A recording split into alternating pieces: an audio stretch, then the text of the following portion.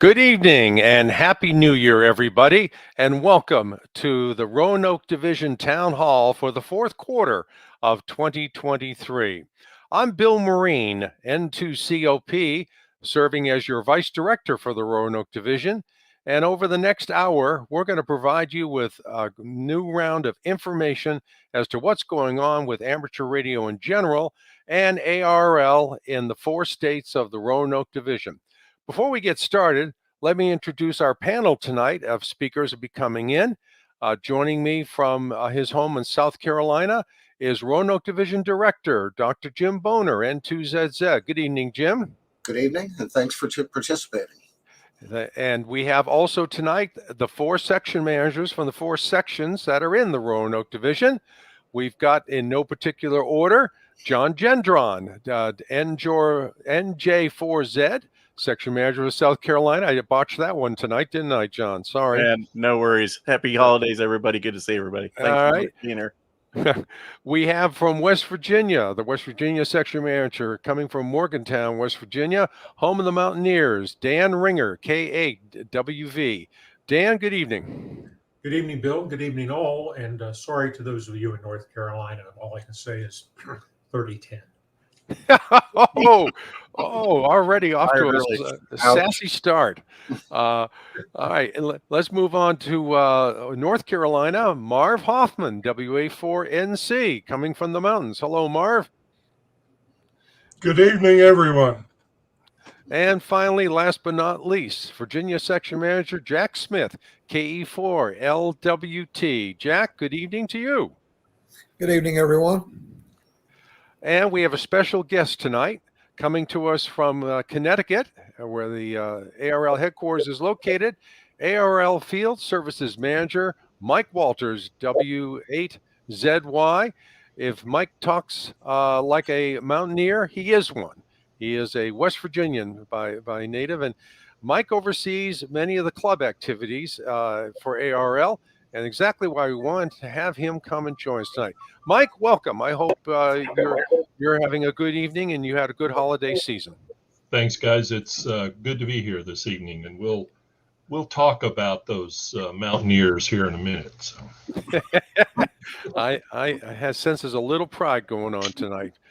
So Mike, we'd like to bring you in now and tell us about the role of clubs and why they're so crucial to ARRL and to amateur radio.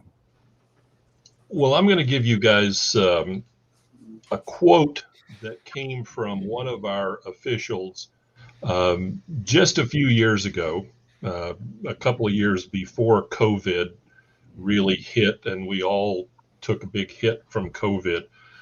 His remark was that clubs were dead, and that they really weren't, relevant anymore. I'm here to tell you that I do not believe that. Our CEO does not believe that, and the ARRL does not believe that. We believe that clubs are essential, and we think they are the backbone of the field organization. So without clubs, quite honestly, we're a bunch of guys sitting in our basement talking to each other. So we have to have viable clubs. We have to have active clubs. And we know across the country, there are clubs that are much more active than others. Some are striving, some are struggling. And we're trying to put programs together that will help those clubs in recruiting, in programs, in development. Those are the kind of things that I work on a regular basis. And the section managers on the call here tonight can tell you they have to put up with me on a monthly basis talking about programs and talking about things that go on. That's my whole job at headquarters.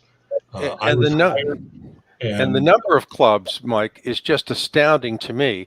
Over 2,800 ARRL affiliated clubs nationwide, and right here in the Roanoke division, almost 240. Yeah, it's now we have to qualify that number, Bill, in that there are over 2,800 ARRL affiliated clubs. There are more clubs than that. We work constantly to get more clubs affiliated, and it is a number that it comes and goes. Some clubs obviously move off the list from time to time, but an affiliated club, and we get this question a lot, what does it take to be an affiliated club? A typical general interest local club, it takes a minimum of 4 people. So it doesn't take a huge number of people to start a club. It does require that you have some sort of constitution of, you don't have to be incorporated. You don't have to be a 501c3. All of those are things that you can develop later on, but you do have to have some sort of structure. So, and we provide samples for that help people with that. To be an affiliated club, a club has to have 51% of its membership be ARRL members. So if you have 100 people in your club, you need at least 51 of them to be ARRL members to qualify as an affiliated club. And being an affiliated club opens up opportunities to do things like our partnership with risk strategies in insurance, because if you're using any kind of public facilities these days, you have to have liability insurance, and you should have liability insurance anyway. It also gives you an opportunity to look at equipment insurance. If your club manages or maintains a repeater, those are prime examples. I happen to be the trustee for my club here in Connecticut, and we have 5 different repeaters in our club. And one of them was struck by lightning back in the early summer, and we wound up having to replace a $1,700 antenna. So insurance comes in very handy for things like that.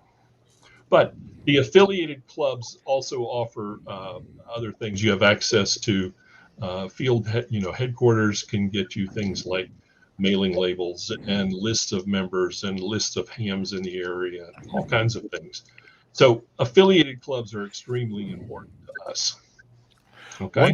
One thing I wanted to emphasize, Mike, and myself having been a former section manager, is that a lot of clubs don't realize that when ARRL, for whatever reason, needs to get in touch with the officers of a club, we don't go to the club's website or to the club's Facebook page.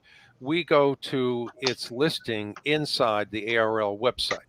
And it's very critical, particularly in our case, where we're trying to keep track of 243 clubs across 4 states, that the listing inside the ARRL website is kept up to date. So I know the 4 section managers tonight on this town hall, Jim and I all encourage every year after clubs have elections to make sure they go into the ARRL website and update the listing for who the officers are for the club. Absolutely, Bill. And it's one thing that I've been pushing in the newsletter that I do called Club News. And I'm very happy that Club News goes out to about 69,000 email addresses across the country. But one of the things that we've been pushing is this is the first of the year coming up shortly. And many, many clubs have elections, they have changes in leadership, whatever. And typically they take place at the first of the year. New officers go into effect. Not always, but most of the time. And we tell clubs now is a great time to update the information on your listing for the club. Now, let me run through that process very quickly because we get a lot of questions about this. First of all, to change the information on a club, first you have to be an ARRL member. So whoever is changing the information has to be an ARRL member. They log into the ARRL website first. Second, they go to the club listing under Find a Club. And you simply open the Find a Club. There's a search box and you can put in the call sign for the club or first part of the name, whatever you can put in there. Next, only the people who are listed as officers of the club can make changes. Now, we get questions all the time. Why is it that way? Well, I will tell you guys the truth. A couple of years ago, we discovered that anybody could make any changes to any club. There was really no security. And we changed it so that only officers could make changes because we found a multitude of clubs that are were being changed. And they were by people who weren't in the club. They were people who they were putting malicious things in. Those kind of things we were seeing a lot of. So now you have to be an officer of the club to make changes. And what will happen is when you go to the club's listing, if you're listed as one of the officers, you'll see the little edit button up in the upper right-hand corner. If for some reason your club has not done an update for a number of years and none of the original officers or none of the officers listed are available, contact me at headquarters at clubs@arrl.org and we will help you out in getting things straightened out. But officers can make those changes now. Okay? Great advice, Mike. And you came on to the staff, was it about 2 years ago? About 2.5 years ago, yep. And clubs, I think in many ways had been neglected a little bit in previous years. And I know you have launched Club News. You have 69,000 subscribers, and it's available to anybody who's an ARRL member. You don't have to be a club official. I know once a month you print handy advice for clubs. Is it tough to get information from different clubs on what to put in there on a monthly basis? It is always a struggle to get info for the newsletter. It's just like any other newsletter. And unfortunately, I get a lot of club newsletters that they send out an email. And the vast majority of them are, here's where our meeting is, here's what we did, here's the treasurer's report, we'll see you next term. We don't have any real stories about, we did a bicycle race, or we had a great one, I think was from South Carolina, it was a road rally a while back. And we had an article about that. We love to have events. And we love to see how clubs are getting out and doing things, whether it's a POTA event, an event where they do lighthouses. We have those all the time. We love to have that information, but it's tough to get it sometimes from the club. So if your club has any kind of event right now, I would love to see stories about how many of your clubs did something along the lines of CQ Santa. Let kids talk to Santa Claus on 2 meters or on HF. I would love to see stories about that. I would love to have stories about what clubs did with that. We had a little bit in the last one about the CQ Santa net on HF. But I'd love to see what local clubs have done with that. I remember We talked about, yes, I am a native from West Virginia. I was born in the furthest southern county in West Virginia, McDowell County.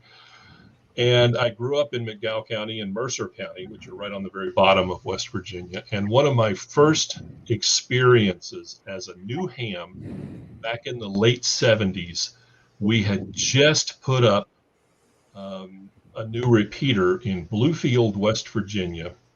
And we did an event at the local hospital where elves went in, and people, kids and adults alike, got to talk on the radio to Santa Claus. My job was I was in the truck outside with the guy who was answering the Santa Claus calls. So I'd love to see how clubs have experienced stuff like that. All great things to make clubs even stronger, Mike. Now, something I'd like to do, and I may need the help of our producer Brad, AE4VJ. Brad, I'm trying to get a screen up. Can you see the web page coming up? Do we have one up there? All right. What I was going to ask for, Mike, was if you could tell us a little bit about the special services clubs and what makes them different from other clubs. Well, first of all, to be a special service club, you first have to be an affiliated club. So what we say is that affiliated clubs, actually it's relatively easy to become an affiliated club. You simply fill out the paperwork and you meet the criteria. To be a special service club is to go the extra mile. These are the clubs that are doing programs. They're having mentor nights. They're having classes. They're having programs where new hams are being helped to get involved. They're going the extra mile. And on the ARRL website, there is an application, which is very simply, yep, there it is. And the first thing that application tells you or asks you is this a new application or a renewal application? Now, here's how special service clubs and affiliated clubs work. You become a special service club today. You're a special service club through the end of next year. Okay, they always end on January 31st. So all of the special service clubs come due at the end of the year. So now is the time, if you're a special service club, to go to this website under special service club application and do a renewal. And it just simply asks, who's the club contact, that kind of stuff. And then what are you guys doing? Have you held classes? Have you really kept that atmosphere, that initiative to be a special service club? And if you're a club officer, if you're active in the club, this shouldn't take you more than a few minutes to fill out. We don't ask for a lot of details, a lot of rosters and dates and things like that. We just ask you, what kind of programs are you doing? And a reminder of the 243 ARRL affiliate clubs in the Roanoke division, I think only 12 or 13 have taken the step to move on to be special service clubs. It's an honor to be one, and you get a banner for it. Yep. And unfortunately, we see a lot of special service clubs who they become a special service club, and then we never hear another update from them. And they haven't done an update for 5 or 10 years sometimes even longer. And then they call us up and they say, oh, we want to be a special service club. It's like, guys, you already are. Do an update. That's all you really need to do. So, okay. We are winding down on our time with you tonight, Mike. Any words before we move on to the rest of our video and about things you'd like to see clubs in the Roanoke division and, of course, elsewhere achieve in 2024? Well, I want to see clubs be recognized for their longevity. We have a program now where we recognize clubs for 100, 75, 50, and 25 years of being an affiliated club. We also have new programs coming out, and we want to make you guys aware, and I told the section managers about this a couple of weeks ago. The club grant program, where we gave out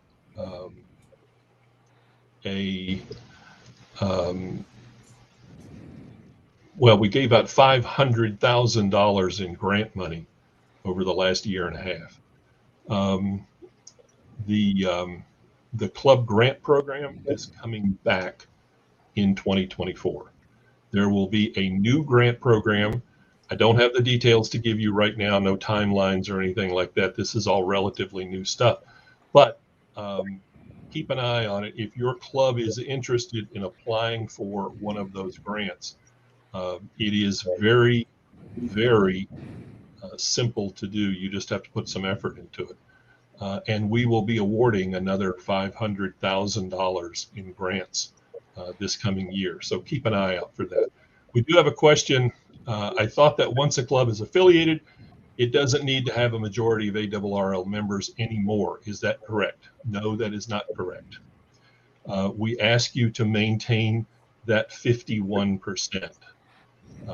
And there's another program called the Club Commission Program. I know it involves a little bit of paperwork, but it amounts to, if your club does the paperwork to sign members up, you get paid a commission. The club gets paid a commission for doing that. Do this on a quarterly basis. Round everybody up and say, hey, who needs to renew their ARRL? Who needs to join ARRL? Who needs to renew?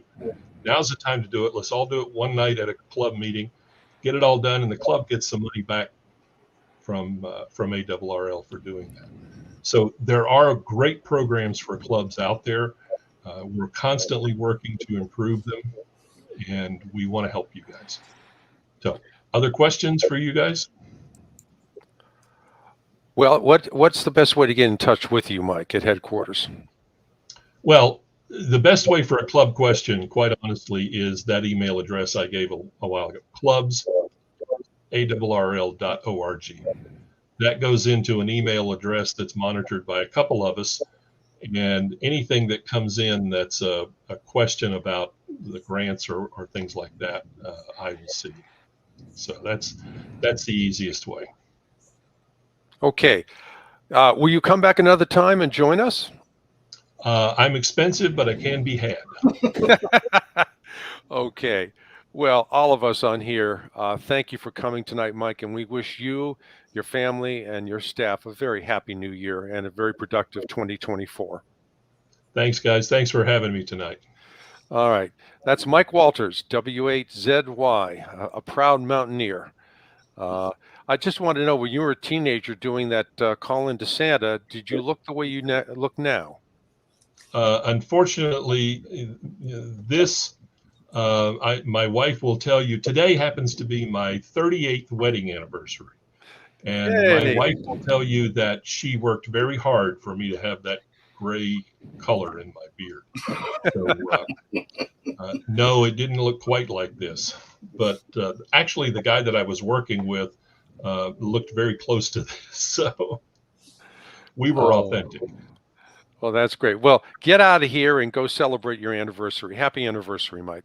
Thanks, guys. Good night, everybody. Keep in touch. Thanks. All right. Thank you. That was Mike Walters, W8ZY, ARRL Field Services Manager. All right. Let's go around the horn and hear what our section managers have to say. John, NJ4Z, South Carolina Section Manager, you have some exciting news down there in the state legislature. Can you share that with us? Yeah. Yes. So greetings, everybody. Happy New Year. And things are happening in the Palmetto State. So we have a bill that's in committee now. It's been introduced in the SC House, thanks to Bob Hill, who's our EC down in Williamsburg County. worked with a representative, Fawn. Oh goodness, I'm going to screw up her name, Pedalino.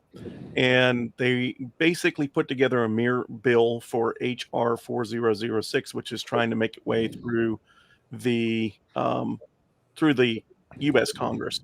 So it has been introduced in the committee. It's in the Commerce, Industry, and something committee there. There's 18 members of that committee, so we're going to start blitzing them as they come back into session to try and get this put together. Now, if you're not familiar with HR 4006, it is a bill to remove the land use restrictions from private land. So HOAs can't tell you can't put up an antenna any longer.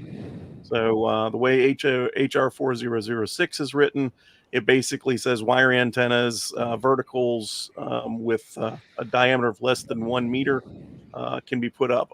Now, obviously, you can put up a tower, but it has to go through all of the zoning and all of the proper permitting items. So that's a little bit more work. But for those of us who want to put up a wire antenna, if this bill to South Carolina through the House and through the Senate and then to the governor, then hopefully we will be no longer restricted by HOAs from putting up our antennas.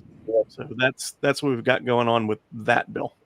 That's great. And if memory serves me, South Carolina is only the second state of the 50 states to put in an HOA antenna relief bill at the state level.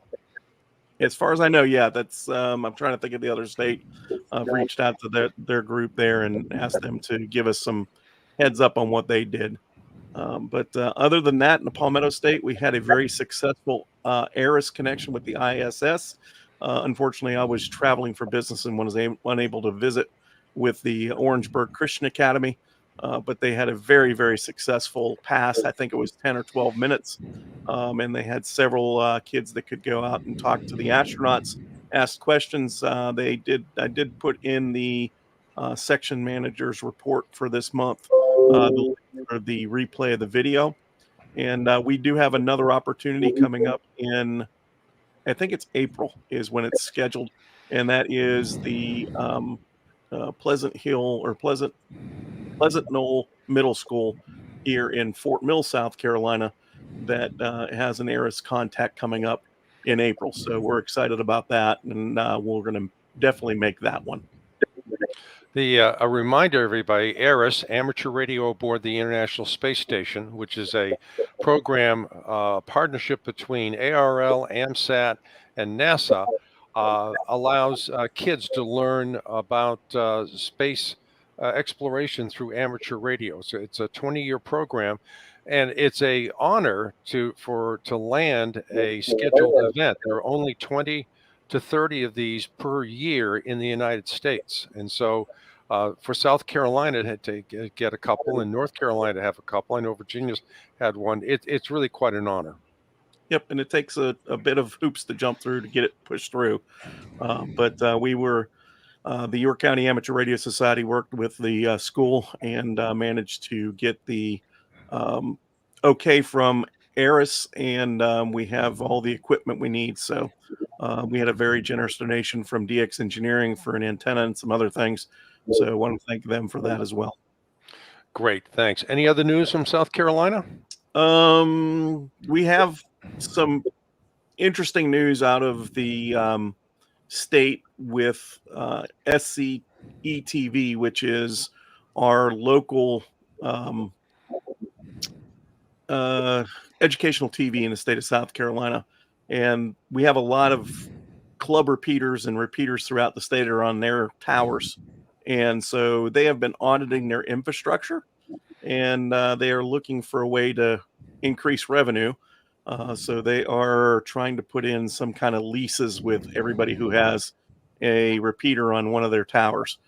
So we've got a couple of the folks here in the ARRL organization and our linked repeater system, SC Hart, working on that with the state to try and make the amateur radio leasing as inexpensive as we can for clubs and for individuals.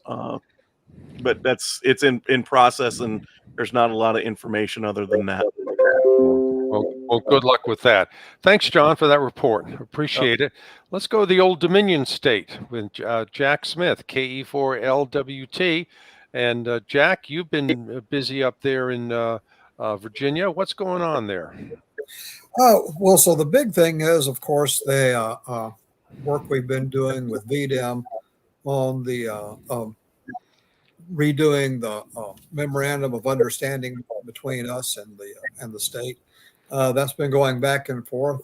I'm looking forward to getting the final draft back from the state attorney general. They made some interesting changes that I probably shouldn't talk about yet because it's not, I don't have it back, but they were extremely positive changes. They went way beyond anything that I thought would happen. So that will be very interesting to see. The one thing that we've been working hard on is, of course, the affiliated clubs, like we were talking about. Just this year, 3 new affiliated clubs were added, bringing us to 68. So that would be 5 the year before. Big increase there. That's almost a 10% increase in our affiliated clubs. The one thing that, talking about the how old some of these clubs are, the Richmond Amateur Radio Club, Mike Imany sent me this information about the clubs, by the way. The Richmond Amateur Radio Club has been affiliated since December 21st, 1926. So they are coming up on being a century club. That's very interesting. 19 of our clubs, so right at a third, have been affiliated with the ARRL for more than 50 years. Of course, another good thing is Mackenzie Denton. You can see her over in the comments section. She is our new section youth coordinator, and she's been very active, which plays into some of the other things I'm going to talk about here in a second, which is, of course, the Get on the Air for Life initiative, and which is Ed Gibbs. He's also in the chat. Mike Imany, Whiskey Alpha 8, Alpha Hotel Zulu. I hate trying to remember things. He's our affiliated club coordinator, and he's been working on the equivalent program at the club level. And of course, Mackenzie's working on getting our youth active. So that all plays into the new generation that Dave Minster was talking about. So that's a huge initiative. We're really going to be pushing the heck out of that this year. And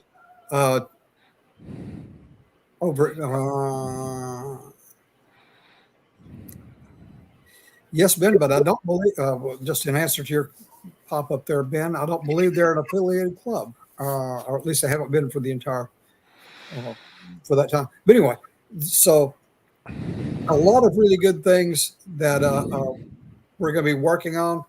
Again, Ed Gibbs is available to brief any of the interested clubs or groups in Virginia on the Go to for Life program. And I have received a lot of very positive calls from that, from people around the state. And it's going to be great to see that as we develop that program more and more and get it out there. So that pretty much sums up what we've been up to and looking at doing for the next year. Thank you, Jack. That's great. And Mackenzie, I see you've the chat there. Thank you for stepping up and serving as youth coordinator for the Virginia section. We all appreciate that and your leadership. I'm going to throw it over now because he wants to gloat about the Mountaineer victory over North Carolina to Dan Ringer, West Virginia section manager, K8WV. Dan, get that smirk off your face. I'm smirking because I enjoyed the football game last night. It was we refer to it colloquially here as the Mayonnaise Bowl because Duke Mayonnaise sponsored it. And the highlight of the game for West Virginia University, they won, but that's not here nor there, was the spreading of mayonnaise out of a tub over the head of our coach, Neil Brown. West Virginia was picked to finish 14th in the Big 12. Think about that. Big 12, we were to finish 14th in the league. And we ended up winning 9 games this year. So that was a big treat. But the highlight of the game was the dumping of the mayonnaise over the head of the coach. And I say that was the highlight because we got more publicity out of the repeated videotape playing of that on ESPN than we did about any of the plays in the game or the final score or anything else. So it was good for the mayonnaise bowl. It was good for West Virginia. It was good for WVU football, and it was good for Neil Brown. So I'm pretty pleased about publicity. What I want to talk about this evening, though, is the thing I get most of my calls about, and that's how do we set up a club? And everybody says, well, you want to be a special services club, you want to be an affiliated club. My suggestion is if you want to form a ham radio club, do something that Mike alluded to earlier in this town hall, and that is get a bunch of guys together in somebody's basement and talk about forming a radio club. The most popular form of club is an unincorporated association. That's where you and I get together and say, hey, I enjoy playing with radio. And you say, I enjoy playing with radio. And you say, well, let's play with radio in an organized way. You don't have to do anything more than that. You're an unincorporated association. As you develop along, you'll want to get onto the league's webpage and look up how to form a club. And there's all kinds of information. There's bylaws and constitutions and hints and kinks and all of that to get you started. And the reason I say do it that way rather than going out and forming some kind of legally existent group like a corporation or something like that, prove that you want to be there. Prove that you're going to be there for a while. I see many, many clubs get together, 2, 3, a dozen people, and 6 months later, there's nobody there anymore. So don't do that. Get together, find out what you want to do. Go to field day, set up an operation in a public place, by the way. Don't go to the middle of some 5,000-acre wilderness tract and do field day. That nobody will see you there. The reason we do field day is to test preparedness and to get publicity and public exposure. Do a few of those things for a few months, and then decide what do we want to do. If you want to form some sort of legal existence, like a corporation, well, okay, do that. You can become a nonprofit corporation. Takes a little bit of work, not as much as it used to, but it does take a little effort to do that. And you do have to report to the IRS annually. So you need to remember to do that. Then you can look and see, well, do we want to be an affiliated club with the ARRL, which we highly recommend, but you have some hoops to jump through, the 51% membership requirement and that sort of thing. Then you do those things. And then, and I suggest only then, if you want to become a nonprofit entity under Section 501 of the IRS code, then do that. I've had many people come to me and say, well, we want to be a tax exempt organization. I say, fine, what kind of stuff are you doing? They say, well, we haven't done anything yet. We just want to get to be tax exempt. Well, don't do that, because you have reporting requirements, and the reporting requirements are pretty rigorous if you are a formal organization. Find out what benefit it would be to you to be a nonprofit. And you might say, well, we can go solicit grants. Find out what grants are out there before you do that. See how you would qualify otherwise. And if you would, then go ahead and organize to do it. I represented one group. It was the Morgantown Radio, Mars was their acronym. They were a robotics group. And my heavens, they qualified as a nonprofit, and they got tens of thousands of dollars in grant money. It was really impressive for that activity. See if there are grants out there that you would qualify for as a nonprofit realistically. And then go ahead and do that, because again, that's some work, and there is a couple of $100 that it costs you to qualify as a nonprofit. You have to pay the IRS to do that. And then be as active as you possibly can be. Volunteer to coordinate with parades or distance runs or things like that. Meet regularly and make sure that people are coming to your meetings.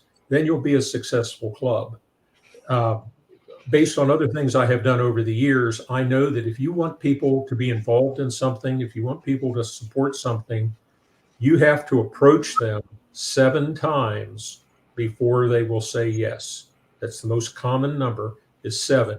Some people say that's a biblical number. I don't know why 7 is, and I've seen it over and over and over again. It's one of the top 10 numbers, as a matter of fact, from 0 to 1 to 10 for anything to happen. But make those approaches. It's been suggested to me that you go door to door to hams houses and recruit them in person. It's been suggested to me by people who have had that happen to them that they didn't want that to happen and they really resented it. So don't go door to door. But, drop them an email, make a phone call, something like that. But people have to know that you're interested in them and that you want to be with them. And that's really all I have to say right now. Oh, by the way, yes, as others have been saying, check your affiliated status and renew it every year, and check your special services club. I think that has to be done every 2 or 3 years. It's not a bad idea to check in every year and make sure that you're registered. We had one club in West Virginia whose contact person on the affiliated club list passed away over 3 years ago. That's not good because we don't know how to get hold of you. All good points. All good points, Dan. Thank you very much for that. Let's see. We got to move along here, and licking his wounds as a fellow Tar Heel is Marv, WA4NC. Marv, are you upset about the win by West Virginia? No, we always like to hear people pretending to be Mountaineers. That's the best thing that we have as a compliment to the ones in Boone, is that there are others who want to be called Mountaineers. And Dan, I hope you know that I'm pulling your chain. What I want to talk about real quickly is, we have put out 24 newsletters during the year 2023.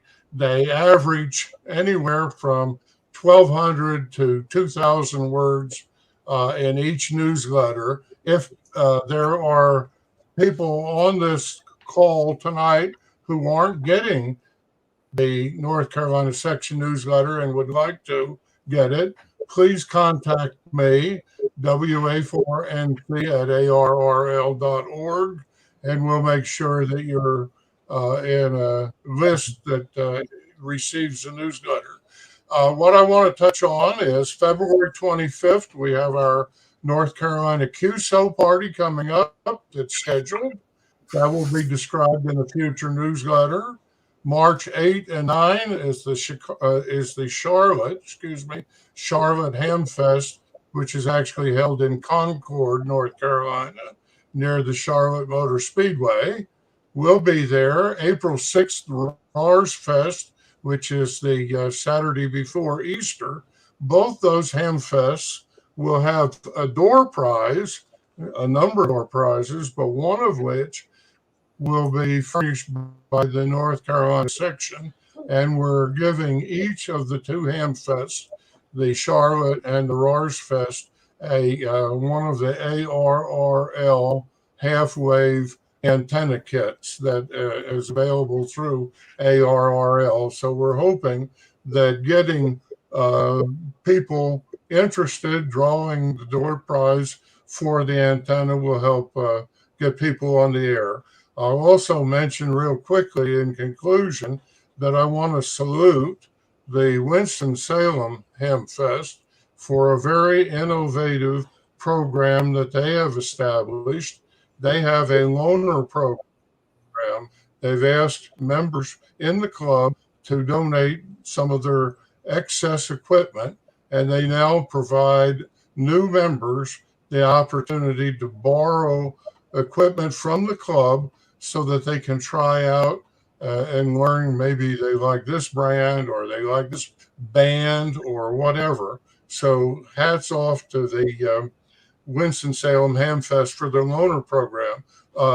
Earlier, we were touching on the South Carolina bill. North Carolina has a HOA bill, which is numbered S312.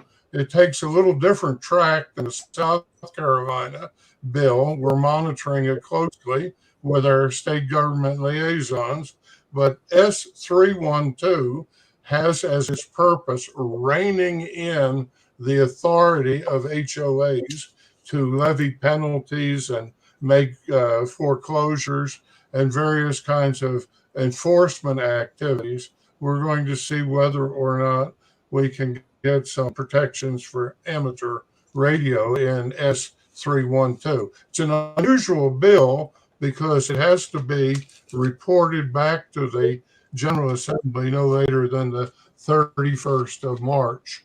So they will come into session late in January. It'll be a fast track bill dealing with HOAs, and we'll see how we can protect the interests of ham radio. So that's all that I have to say here from the real Mountaineer State. Oh, my goodness. All right. Marv, thank you. Now, for an overview of things going on at the national level and ARRL, Director Jim Boehner, N2ZZ. Jim, good evening tonight. I know you had a couple things you wanted to share with our audience this evening. Good evening to everybody in the Roanoke Division. And Bill, thank you very much for emceeing this. You do an excellent job. There are two things I wanted to discuss tonight, and someone has already asked a question about one of them, and we'll get to that. But the first is the deletion of the symbol rate. For those people that really don't understand what this is, I was probably one of you. And that is the symbol rate for the HF frequencies between 160 meters and up to 29 megahertz put a limitation on how fast data could be transmitted. And I think it's probably an oversimplified way of saying it. But this restriction to the symbol rate of 300 we were the only one in the world that has had this. And I want to bring a little bit of history on this, and I want to bring the importance of this, because this is probably the first thing the FCC has really done for us in the last perhaps 10 years.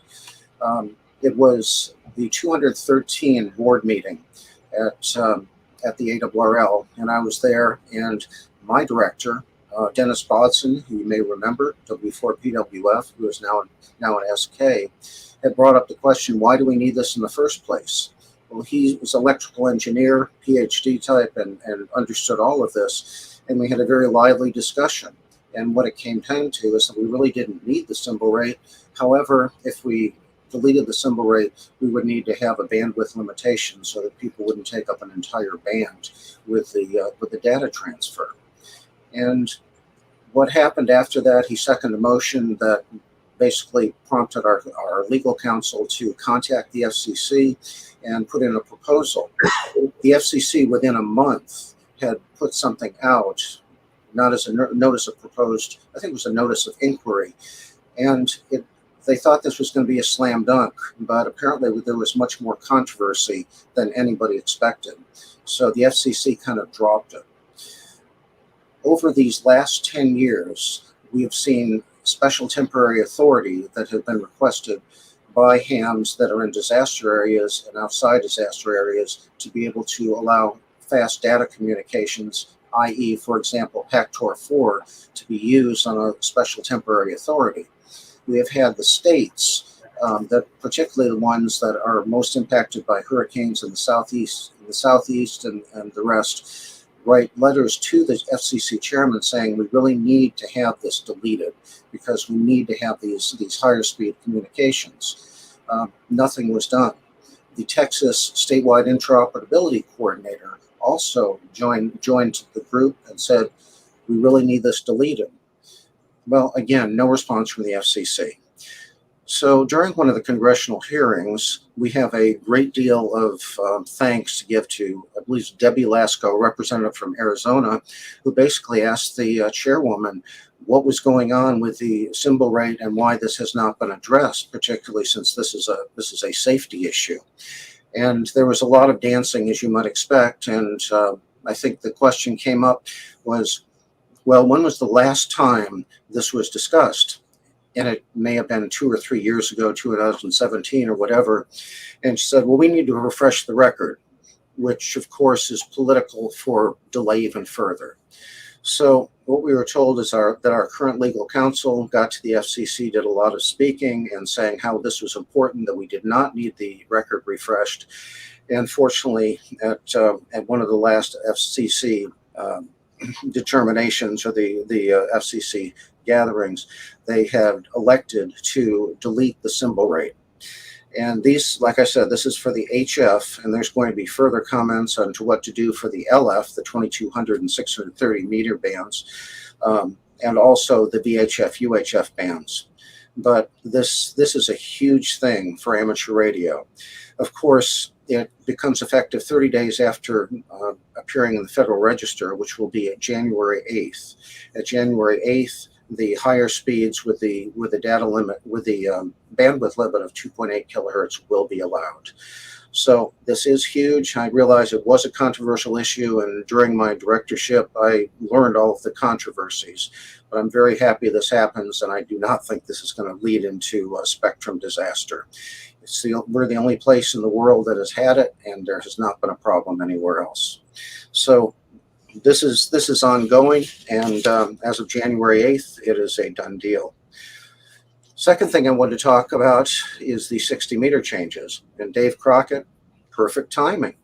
The 60 meter band, this is kind of a huge story, because the World Radio Conference in 2015 had suggested giving amateur radio a secondary status in the 60 meter band with a contiguous segment of 15 kilohertz.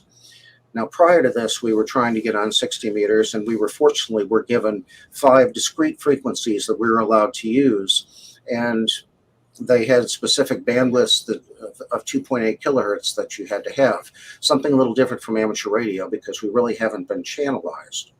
So these have been used, and they've been used for emergency communications. Perhaps one of the biggest things that gave us justification for using these is the propagation that goes into the Caribbean on 60 meters, and the fact that we were able to carry out disaster communications on this band. So out comes this issue from the FCC trying to clear up all of the issues from that it used to be called WARC, World Administrative Radio Conference. Now it's World Administrative Conference. So basically the question the FCC had, which were many, I mean, they asked many questions. One, should we keep the power limit at 15 watts as was recommended by the WRC? Should we allow the five discrete frequencies to continue on? Do we need to limit those frequencies to certain activities, bandwidth, or not bandwidths, but modes, or could they only be used during emergency situations? Well, the ARRL came out and basically said initially, and continues to say, that we want the 15 kilohertz segment, but we want it at 100 watts, because 15 watts EIRP, or whatever they're using, is much too low to try to carry on any emergency communications, and to do virtually any communications is going to need more. Also, the 5 discrete frequencies, of which only one falls within that bandwidth, we started out at 50 watts, and then, because being good neighbors, we moved to 100 watts. So the ARRL said, look, we want the 15 kilohertz segments, and we also want the 4 discrete segments of frequencies outside that bandwidth. So fortunately, our neighbor to the north, Canada, has already implemented this. So there is precedent. Now here's the background story. We saw that this was coming out, and our legal counsel had said, look, here's some information that you need to share with your divisions. So I was expecting kind of a big ARRL news story to come out, and in 2 days' time, I had not seen anything. Bill and I got together and said, I think I need to say something. So on the board reflector, which has all the directors, vice directors, and officers, I said, we need to move forward on this. Well, I didn't get anything back. So Bill and I got together and I said, we have to do something for our division. So in the meantime, while we were putting together some copy of an email that we gave to you some time ago, the ARRL letters started coming out with 60-meter comments and asking that if you're interested to comment to the FCC. Really not a call to action, but this is going on. So Bill and I did put together an email, and at this time I think there were 500 comments to the FCC. I have great thanks to our division because as soon as I put out that newsletter, within a day there were over 1,000, and a lot of familiar names and calls were seen within the comments. So truly thank you.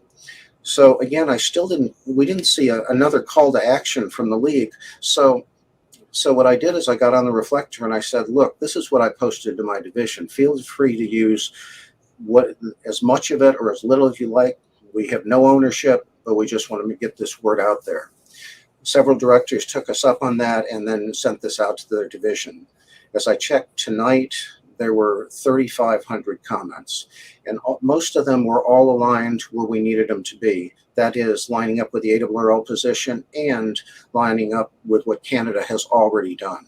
So a big thanks. I think we were the leaders in getting this moving, and all I can say is there are a lot of things that are to be considered. That segment is not only managed by the FCC, but also the NTIA, because military, government, and also land mobiles are using that area. We, of course, are secondary, but still it is of concern to probably both the FCC and the NTIA. But I think we put through a very strong story for why it should be, and the comments remarkably were all going in the right direction, same direction of the league and Canada. So thanks very much, Roanoke Division, and we are going to just see what's going to happen. The comment period or the reply period ends tonight, I believe, and I think I saw that in the comments as well. So I'm hoping that the FCC will take some action soon, but we really don't have any further information on that.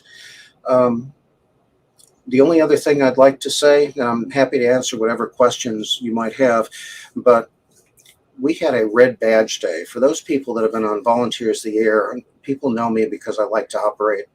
And whenever someone works somebody like a director, vice director, whatever, you get quite a bit of points.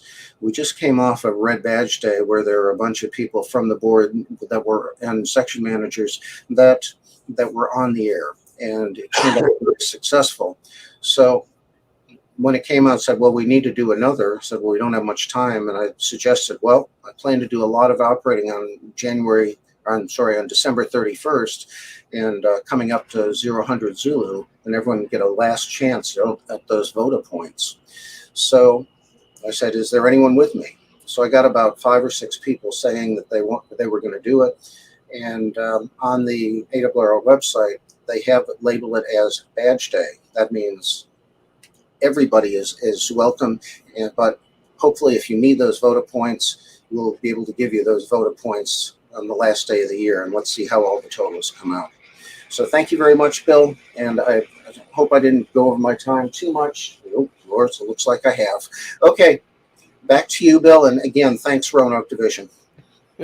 Okay, Jim. Well, we had a lot to cover tonight. No problem there. And I'll be on the air this weekend, too, also contributing to VOTA points.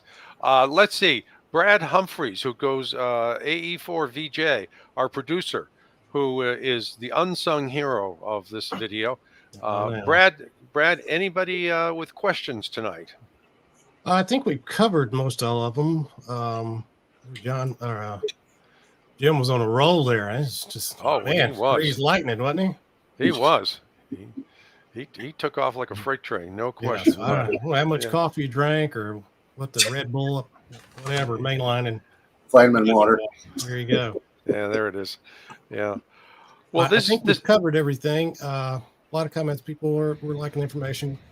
We had some problems with some of the Facebook links. They came up shortly after we hit the go button, and they came up with errors. There was one or two that worked. However, I put a thing in the comments just to go over to Facebook or to YouTube, and that looks like where everybody is.